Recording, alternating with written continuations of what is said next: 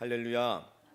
오늘도 이 새벽 미명의 시간에 사순절 기도의 제단 쌓으시는 여러분을 환영하며 주님 십자가 은혜가 가득하시기를 축원합니다. 이번 한 주간 말씀의 주제는 예수님의 마음 품어가기입니다. 오늘 이 시간에는 특별히 고난에 대한 주님의 마음을 함께 생각하며 귀한 은혜 나누기를 원합니다. 고난은 누구에게나 쉽지 않은 문제입니다. 고난, 문자 그대로 쓴맛이 나는 어려움이라는 뜻입니다. 이 세상에 그래서 편안한 고난은 없는 것입니다. 어느 정도 버틸만 하고 가볍다 싶은 것은 고난이라고 말할 수가 없습니다. 고난은 문자 그대로 힘들고 어렵고 불편한 것입니다. 흔히 세상 사람들이 이 고난의 문제를 대처하는 방식은 두 가지였습니다. 하나는 고난을 맞대응하는 것입니다. 시쳇말로 들이받는 것이죠. 누가 나를 힘들게 하면 그대로 갚아줍니다. 네가 나를 치면 나도 너를 칠 것이다. 정면으로 저항하고 도전함으로 그 고난을 대처해 왔습니다. 이와 반대로 또 한 가지의 반응은 고난을 피해 도망가는 것입니다. 관계가 불편한 사람이 있으면 자리를 뜨는 사람들이 있습니다. 어려운 일이 있을 때 나는 못하겠다고 피하고 숨는 사람도 있습니다. 이렇게 세상 사람들은 두 가지 반응으로 고난을 대처해 왔습니다. 고난과 어려움이 왔을 때 맞대응을 하거나 아니면 피해버리는 것, 이것이 일반적인 세상 사람들이 어려움을 대처하는 방식입니다. 오늘 베드로전서를 쓴 사도 베드로는 이 두 가지를 다 경험해 본 사람입니다. 고난이 올 때 맞서 싸워도 받고 피해도 받습니다. 요한복음 18장에 보시면 그 두 가지 모습을 같이 소개하고 있습니다. 베드로는 예수님께서 잡히시던 그날 겟세마네 동산에 있었습니다. 횃불과 무기를 가지고 예수님을 잡으러 온 군대를 향해서 베드로는 칼을 휘두르며 맞대응을 했던 적이 있습니다. 베드로는 고난이 올 때 맞서 싸우는 방식을 택했던 것입니다. 그런데 같은 18장 불과 5구절 밑에 보시면 베드로는 또 다른 모습을 보여줍니다. 대제사장의 뜰에서 너도 예수님의 제자가 아니냐고 묻는 그 여종의 질문에 나는 아니라고, 이 사람 지금 뭔 말하는지 모르겠다며 모르쇠로 자리를 도망갔던 그 경험이 있습니다. 베드로는 어려움의 문제가 닥쳤을 때 이렇게 정면으로 맞서 싸워도 받고 무서워서 도망도 쳐봤습니다. 그런 베드로가 시간이 흘러 깊은 기도와 영적인 성숙을 거치며 깨달은 고난을 대처하는 최고의 방법이 있습니다. 그것이 오늘 말씀에 기록된 예수님의 마음을 품는 것입니다. 베드로는 십자가에 달리셨던 그 예수님의 마음을 생각합니다. 그리고 골고다 언덕에서 고난에 담대히 대처하셨던 예수님의 마음을 오늘 우리 가슴 속에 품기를 권면하고 있습니다. 21절 말씀에 보시면 이를 위하여 너희가 부르심을 받았으니 그리스도도 너희를 위하여 고난을 받으사 너희에게 본을 끼쳐 그 자취를 따라오게 하려 하셨느니라. 예수님께서는 고난에 대한 본을 보이셨다는 것입니다. 오늘 본문 말씀을 통해서 우리 삶 가운데 찾아오는 여러 가지 고난과 어려움의 문제들을 주님 주시는 마음, 주님 주시는 지혜로 담대히 해결해 나가는 저와 여러분 되시기를 축원합니다. 십자가의 큰 고통, 고난의 문제 앞에서 주님께서 본을 보여주신 것, 바로 이것입니다. 첫째는 예수님께서는 고난을 사랑으로 해결하셨다는 것입니다. 고난의 어려움은 사랑으로 푸는 것입니다. 담임 목사님께서 몇 주 전에 설교하셨던 말씀 중에 사랑에는 낭비성이 있다는 말씀이 있었습니다. 아내에게 맛있는 음식을 사주면서 아깝다고 생각이 들면 이상한 것이다 하신 말씀 아마 기억하실 겁니다. 이게 독일의 신학자인 헬무트 틸리케가 남긴 말을 알기 쉽게 잘 풀어주신 것입니다. 우리가 누군가를 사랑해 본다면 공감하실 것입니다. 사랑에는 낭비성이 있습니다. 누군가를 사랑하게 되면 고난이 고난으로 여겨지지 않는 것입니다. 도로에 보면 차선을 긋는 사람들이 있습니다. 그 일이 굉장히 고됩니다. 무려 250kg짜리 융착기를 사람이 미는데 차선을 그릴 때 쓰는 그 물감을 또 가열해서 쓰는 거라 체감 온도가 무려 200도가 넘는다고 합니다. 그것을 한여름에 뜨거운 아스팔트 위에서 그리다 보면 탈진하기가 일쑤고 굉장한 체력을 써야 하는 고된 일이라는 것입니다. 한 기자가 이 일을 하는 분께 힘들지 않느냐고 질문을 했습니다. 그 질문을 들은 그 근로하시는 분이 괜찮다고 하면서 처자식 먹여 살려야죠 하면서 멋쩍게 웃더라는 것입니다. 가족을 위해서 자기의 육체와 시간, 정성을 모두 쏟아붓습니다. 하지만 당사자는 그것을 고생이라고 낭비라고 말하지 않습니다. 사랑하기 때문입니다. 부모님이 자식에게 베푸는 사랑도 그렇습니다. 이 땅의 모든 아버지와 어머니들은 자식이 너무 귀해서 내 수준 이상으로 잘해주고 싶어 합니다. 벌은 나빠지는 거 압니다. 하지만 돈이 아깝지 않습니다. 내가 못 써도 자식에게는 더 주고 싶습니다. 이것이 사랑입니다. 우리 예수님께서 십자가의 고난을 견디셨던 그 힘 역시 사랑입니다. 오늘 말씀해 보시면 예수님께서 십자가를 지신 이유가 소개되고 있습니다. 21절 중반부에 보시면 그리스도도 너희를 위하여 고난을 받으셨다 이렇게 말씀합니다. 또 24절에도 보시면 친히 나무에 달려 그 몸으로 우리 죄를 담당하셨으니 이는 우리로 죄에 대하여 죽고 의에 대하여 살게 하려 하심이라 이렇게 기록되어 있습니다. 예수님께서는 우리를 사랑하시는 그 사랑으로 십자가의 고난을 감내하셨다는 것입니다. 사랑하는 마음을 품으면 고난이 고난으로 여겨지지 않는 것입니다. 사랑에는 계산이 없는 것입니다. 우리 인생에 고난이 특별히 힘들게 느껴지는 때가 있다면 언제일까요? 바로 사랑으로 살지 않고 계산으로 살아갈 때 고통이 가중됩니다. 내가 선을 행하면 당연히 나도 선한 보상을 받아야 한다고 생각할 때 인생은 피곤해집니다. 그래서 부당한 고난을 잘 받아들이지를 못합니다. 누구에게 억울하게 질책을 당하면 이불을 발로 차면서 밤새 속상해하기도 하는 것입니다. 하지만 우리가 사랑하게 될 때 부당함이 느껴지지 않습니다. 그런 관점에서 베드로는 오늘 18절에서 이렇게 말합니다. 사환들아 범사에 두려워함으로 주인들에게 순종하되 선하고 관용하는 자들에게만 아니라 또한 까다로운 자들에게도 그리하라. 나에게 어려움을 주고 고난을 주는 사람이 있더라도 그 사람을 사랑함으로 고난을 이길 수 있다는 것입니다. 우리는 항상 나에게 잘해주는 사람에게만 잘해주고 싶습니다. 나에게 잘 못해주는 사람, 괜히 시비 거는 사람, 딱히 해준 것도 없이 못살게 구는 사람 누구든지 다 싫어합니다. 하지만 오늘 베드로는 그런 까다로운 자들에게도 순종하라고 합니다. 그들도 하나님의 사랑이 필요하고 우리가 마땅히 사랑해 주어야 하는 한 지체라는 것을 강조하고 있는 것입니다. 누가복음 6장 32절로 33절 말씀에서도 예수님은 같은 말씀을 하셨습니다. 너희가 만일 사랑하는 자만 사랑하면 칭찬받을 것이 무엇이냐? 죄인들도 사랑하는 자는 사랑하느니라. 또 너희가 만일 선대하는 자만 선대한다면 칭찬받을 것이 무엇이냐? 죄인들도 이렇게 하느니라.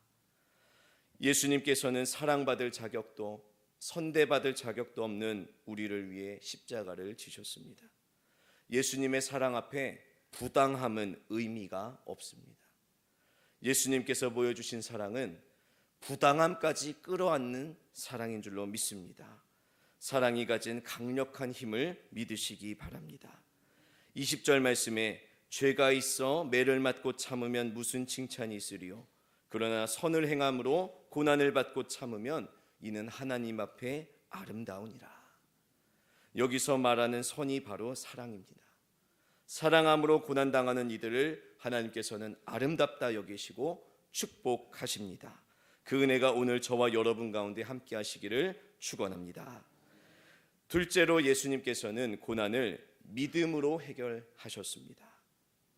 고난의 어려움은 믿음으로 해결하는 것입니다. 특별히 어떤 믿음이냐면 내가 믿는 하나님이 공의로우신 분이라는 믿음입니다. 22절 이하에 보시면 그는 죄를 범하지 아니하시고 그 입에 거짓도 없으시며 욕을 당하시되 맞대어 욕하지 아니하시고 고난을 당하시되 위협하지 아니하시고 오직 공의로 심판하시는 이에게 부탁하시며 이렇게 기록되어 있습니다. 왜 죄도 없으신 예수님께서 모진 고난을 당하시면서도 맞대응 안 하시고 왜 다 감내하며 받아들이셨느냐? 오직 공의로 심판하시는 그 하나님 아버지를 신뢰하신 때문입니다. 우리는 고난이나 어려움이 올 때 자꾸 들이받고 싶은 충동이 생깁니다. 많은 사람들은 억울한 원한을 갖고 복수하는 것에서 희열을 느낍니다. 그래서 요즘 대부분 일일 드라마나 여러분들 보시는 연속극의 주된 내용이 복수하는 내용이라고 합니다. 세상의 역사를 봐도 복수하는 이야기가 참 많았습니다. 우리나라 고려 시대에도 복수법이라는 것이 있었습니다. 고려 경종 때 복수를 허용하는 법이 일시적으로 통과된 적이 있었습니다. 그 아버지 광종 때 수많은 호족들이 죽임을 당하면서 사람들이 그 한을 풀기 위해 복수법을 만들었다는 것입니다. 그래서 1년 동안은 합법적으로 수많은 사람들이 복수를 해도 벌을 받지 않았다고 합니다. 길거리에서 사람을 때려 죽이고도 복수한 겁니다 하면 용서가 되었습니다. 그러다가 집정 왕선이 복수법을 핑계로 왕신의 어른 2명을 살해하는 무시무시한 일이 벌어지게 되면서 이게 마음대로 복수하는 것이 이렇게 위험한 것이구나 깨닫고 법을 폐지했다는 기록이 역사에 기록되어 있습니다. 우리가 왜 어려움을 당하면 자꾸 내가 보복하고 싶어지는 것일까요? 그 마음 한구석에는 하나님의 공의로우심을 잘 믿지 못하는 마음이 내재되어 있는 것입니다. 하나님의 공의가 정말 이 땅에 실현될지 의구심이 드니까 그냥 깔끔하게 내가 발벗고 나서야겠다. 심판자 역할을 자처하고 싶은 그런 마음이 드는 것입니다. 하지만 정말 하나님께서 공의로우시며 그 공의로 심판하시는 분임을 우리가 분명하게 믿는다면 사람은 고난의 문제, 어려움의 문제 앞에서도 버틸 수 있는 힘을 얻게 됨을 믿으시기 바랍니다. 19절 말씀에 보시면 부당하게 고난을 받아도 하나님을 생각함으로 슬픔을 참으면 이는 아름답다고 말씀합니다. 우리 인생에 분명히 부당한 고난이 있습니다. 억울한 눈물이 있습니다. 불편한 아픔이 있습니다. 하지만 공의의 하나님을 생각하며 참는 그 사람들이 바로 하나님께서 복 주시는 사람들이라는 것입니다. 우리가 존경하는 성경의 인물들을 보시면 다들 부당한 고난을 그렇게 감내하며 이겨왔던 것을 보게 됩니다. 이삭 같은 사람은 에색과 신나라고 하는 우물 2가지를 빼앗긴 경험이 있습니다. 열심히 우물을 팠습니다. 하지만 그 우물을 황당한 이유로 2번씩이나 빼앗겼습니다. 하지만 이삭은 그들과 맞대응하지 않았습니다. 하나님의 공의를 믿었기 때문입니다. 우리가 잘 아는 다윗도 사울 왕에게 쫓김을 당하면서도 사울에게 보복하지 않았습니다. 역시 하나님의 공의를 믿었기 때문입니다. 시편 18편 46절에 보시면 그 신앙이 이렇게 소개되어 있습니다. 여호와는 살아계시니 이 하나님이 나를 위하여 보복해 주시고 민족들이 내게 복종하게 해주시도다. 그 믿음이 있었기 때문에 다윗은 직접 손에 피를 묻히지 않았던 것입니다. 예수님께서도 그 골고다의 고난 속에서 하나님의 공의로우심을 붙잡으셨습니다. 그래서 십자가에서 남기신 마지막 말씀이 아버지 내 영혼을 아버지 손에 부탁하나이다. 마지막 순간까지 하나님 아버지를 신뢰하셨던 것입니다. 오늘 베드로는 우리에게 그 믿음을 요구하고 있습니다. 부당하게 고난을 받아도 공의의 하나님을 생각함으로 슬픔을 참으면 아름답고 복되다는 사실입니다. 우리 성도님들, 오늘 하루를 살아가는 동안 선한 일을 하고도 공경을 당하는 일이 간혹 있을 수도 있습니다. 특히 4월 총력전도의 달에 전도 나갔다가 몰지각한 분들에게 말로 심한 상처를 입으실 수도 있습니다. 하지만 그런 선을 행함으로 고난받는 것을 우리 하나님께서 기억하심을 믿으시기 바랍니다. 우리의 생사화복을 주관하시며 무소부재하시며 정의와 공의로 우리를 치리하시는 하나님께서 그 고난을 뒤집어 크신 은혜와 축복으로 가장 최선의 것으로 갚아주심을 믿습니다. 부당한 고난을 신원해 주실 그 은혜를 바라보며 더 견고한 삶을 살아가시기를 축원합니다. 끝으로 예수님께서는 고난을 소망으로 해결하셨습니다. 고난의 어려움은 소망으로 해결하는 것입니다. 오늘 마지막 절에 보시면 이런 말씀이 있습니다. 너희가 전에는 양과 같이 길을 잃었더니 이제는 너희 영혼의 목자와 감독 되신 이에게 돌아왔느니라. 예수님께서 십자가에서 품으셨던 소망의 모습입니다. 다시 하나님과 우리가 하나가 되는 그 아름다운 회복의 역사를 예수님은 소망하셨던 것입니다. 소망이 있는 사람은 그 소망을 가지고 버틸 수가 있습니다. 하지만 소망이 없으면 자꾸 현실만 보고 순간순간을 피하려고만 합니다. 우리 주변에도 보면 고난이 찾아올 때 늘 도망가는 사람들이 있습니다. 불편함이 있으면 자리를 옮기고 쉬운 일만 하려고 합니다. 어려운 일, 책임져야 하는 일은 마다하는 사람들이 있습니다. 그런 사람들의 공통점은 마음에 큰 소망이 없다는 것입니다. 그래서 미래도 어둡습니다. 이런 대표적인 사람들이 중국 사기에 나오는 백이와 숙제라는 사람이었습니다. 주나라 때 무왕과 관계가 틀어지면서 더 이상 이 나라에 소망이 없겠다 하며 수양산으로 올라갔습니다. 그리고 산에 가서 주구장창 고사리만 캐먹으며 살겠다고 그 두 사람은 산에 집거하게 됩니다. 그러던 어느 날 지나가던 사람이 반문합니다. 아니, 이 수양산도 주나라 땅인데 왜 남의 땅에서 나는 고사리를 캐먹고 삽니까? 그러자 이 백이와 숙제가 치사해서 안 먹는다 이러고 굶어 죽었다는 것입니다. 어려움과 고난의 문제를 잘 극복하고 해결하려고 하는 사람이 있는가 하면 이렇게 자꾸 피하고 안 하는 방식으로 인생의 문제를 해결하려는 사람들이 있습니다.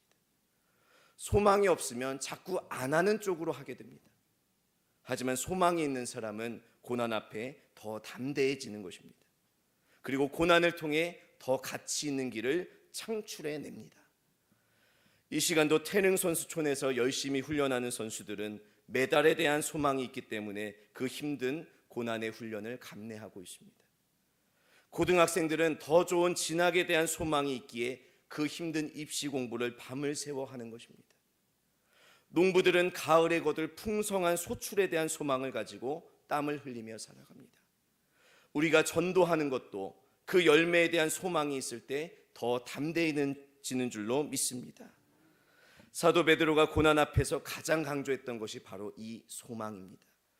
베드로전서 3장 14절에 보시면 의를 위하여 고난을 받으면 복이 있는 자니 그들이 두려워하는 것을 두려워하지 말며 근심하지 말고 너희 속에 있는 소망에 관한 이유를 묻는 자에게 온유와 두려움으로 대답할 것을 항상 준비하여라. 이런 말씀이 있습니다. 우리가 받는 고난은 의미 없는 고난이 아닌 것입니다. 다 하나님의 예비하심과 계획이 있는 줄로 믿습니다. 오늘 21절 말씀에서도 이를 위하여 너희가 부르심을 받았다고 말씀하고 있습니다. 고난도 하나님의 부르심이 있고 하나님의 섭리 안에 있습니다. 아무런 의미 없는 고난은 우리에게 없습니다. 하나님께서 오늘 우리 삶의 고난을 통해 더 사랑하게 하시고 더 믿음으로 부르짖게 하시고 더 큰 소망 품게 하시는 줄로 믿으시기 바랍니다. 십자가에서 본을 보이신 그 주님의 마음을 품고 우리에게 주어진 고난 가운데 믿음으로 승리하는 저와 여러분 되시기를 간절히 축원합니다. 기도하겠습니다. 하나님 아버지, 오늘 말씀을 통해 고난의 문제를 바로 볼 수 있는 은혜 주심에 감사합니다. 고난 앞에 분노하거나 회피하기보다 십자가에서 우리에게 본을 보여주신 예수님의 마음을 따라 더 영적으로 성장하는 사순절이 되기를 원합니다. 모든 시련과 문제를 주님 사랑으로 이기게 하시며 공의의 하나님을 더 붙들게 하시며 가장 최선의 것을 주실 주님 은혜 소망하며 모든 삶의 문제들을 이겨나가는 지혜 허락하여 주시옵소서. 정성을 다해 드리는 감사와 11조 서원의 예물 받아주시고 그 손에 은혜가 마르지 않도록 붙잡으시며 날마다 드리며 넉넉한 삶을 살아가는 복을 허락하여 주시옵소서. 예수님의 이름으로 기도드립니다. 아멘.